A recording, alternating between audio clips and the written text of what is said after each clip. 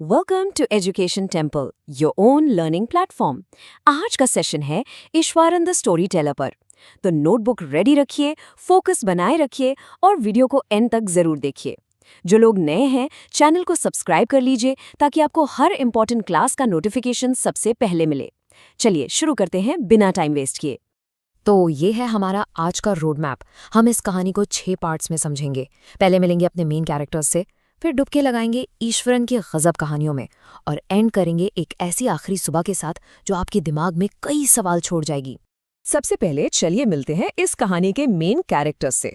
ये कहानी दो लोगों के बीच के डायनामिक पर बेस्ड है, एक प्रैक्टिकल सुपरवाइजर महेंद्र और उसका सच में अनोखा कुक ईश्वरन। तो कहानी की शुरुआत होती है हमारे हीरो महेंद्र से, जो ये पूरी स्टोरी गणेश नाम के एक आदमी को सुना रहा है। ये एक तरह से स्टोरी के अंदर स्टोरी है जो याद करके सुनाई जा रही है।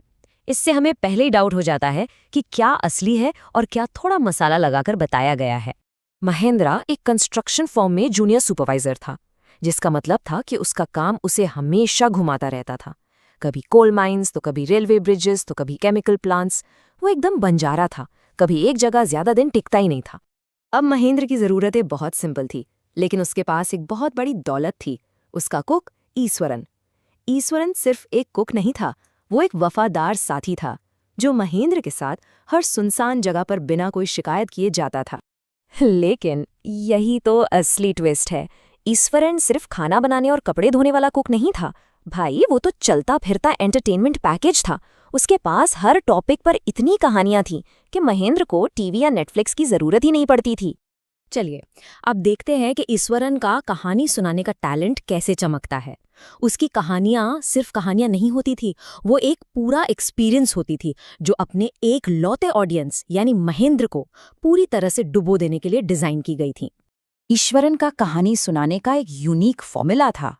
वो जो तमिल थ्रिलर्स पढ़ता था उससे बहुत ज्यादा इन्फ्लुएंस्ड था। वो छोटी सी छोटी घटना को भी एक ब्लॉकबस्टर मूवी बना देता था, जिसमें सस्पेंस, ड्रामेटिक जेस्चर्स और एक सरप्राइज एंडिंग सब कुछ होता था।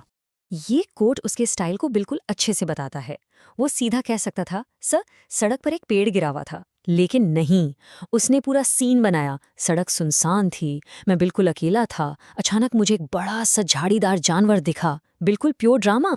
अब आते हैं ईश्वरन की सबसे एपिक कहानियों में से एक पर। यहाँ उसका ड्रामेटिक टैलेंट पूरे जोश में दिखता है, जिसमें वो अनबिलीवेबल एक्शन को अपने अनोखे अंदाज के साथ मिक्स करता है। ईश्वरन अपनी कहानी शुरू करता है एक पागल हाथी के बारे में बताकर, जो एक लकड़ी के यार्ड से भाग गया था। वो पूरा रैम्पेज पर था, झाड़ियों को कुचलता हुआ, बेलों को उखड़ता हुआ और अपनी मर्जी से डालियां तोड़ता हुआ आगे बढ़ रहा था। वो सीन को इतने एक्साइटमेंट से डिस्क्राइब करता है कि वो खुद पागल हाथी की एक्टिंग करते हुए इधर उधर कूदने लगता है।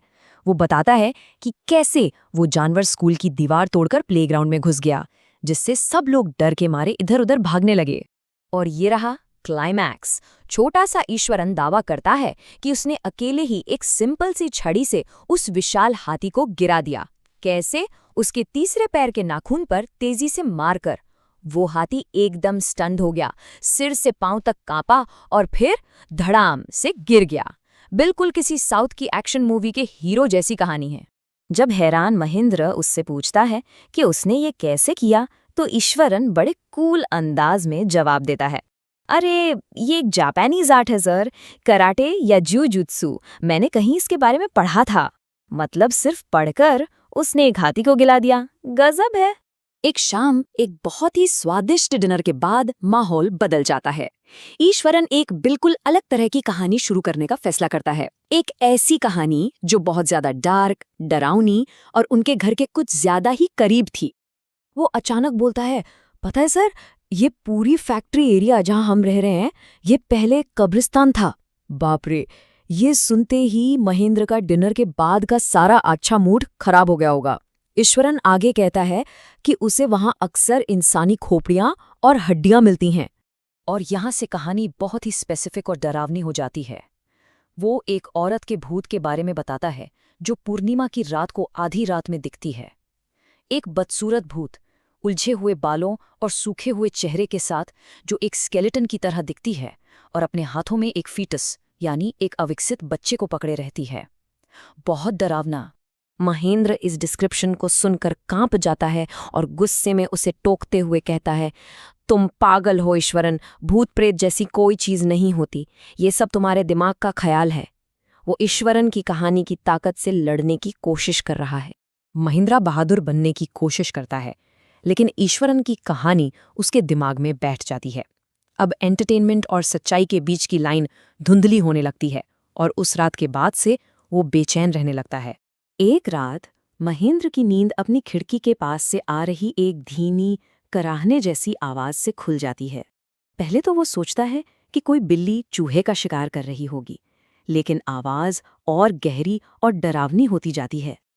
आखिर में उसकी क्यूरियोसिटी जीत जाती है। वो हिम्मत जुटाकर खिड़की से बाहर देखता है और उसे ठीक वही दिखता है जैसा ईश्वरन ने बताया था, एक काली बादल जैसी आकृति जो एक बंडल पकड़े हुए थी।